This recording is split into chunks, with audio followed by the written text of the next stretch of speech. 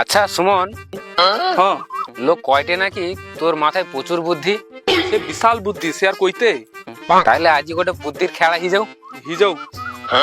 আমি তোকে একটা গল্প কইবা, গল্পটা যতই মিথ্যা হোক না কেনি তোকে অস্বীকার করা যাবে না। যদি তুই অস্বীকার করু তাইলে তুই আমাকে 500 টাকা দু। আচ্ছা ঠিক আছে, ক শুনি। তাহলে গল্পটা শুন। আজি নু প্রায় 99 বছর আগে ইংরেজ আমলে আমার ঘরে আমি গোটে গোলাপি রঙের গরু রাখতেলি। সে গরুটার সিং এত বড়, লাড়ে গাছের উপরে ঠেকে দেয়। আর গরুটা এত দুধ দি থায়, রোজ সকালে আমার ঘরের সামনে দিকে দুধের নদী বই থায়। কিন্তু একদিন গোটে মশা আমার গরুর কপালে এমন ধাক্কা মারছে, গরুটা মরিয়ালা। ও, শুনে কি খারাপ লাগলা, কিন্তু এরকম হয়, এরকমই হয়।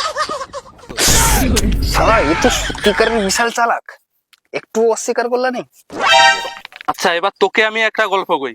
আচ্ছা, সে একই নিয়ম, গল্পটায় যত মিথ্যা কথা করু তুই অস্বীকার করি পারবুনি।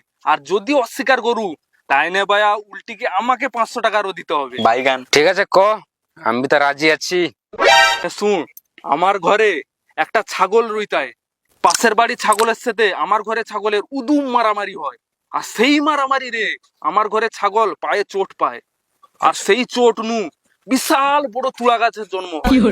আর ঠিক সেই তুলা দেখি আমার ঘরে বিশাল বড় কাপড় ফ্যাক্টরি খুলছি আমি।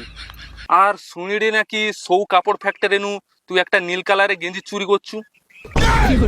বাস, তোকে আর গল্প শুনতে হবে নি, তুই জিতেছু। এইলে 500 টাকা, 7 মাসে কি নীল কালারের করে গেঞ্জি কিনলু। সারা আমার সাথে চালাকি দেখাইতে আসছে।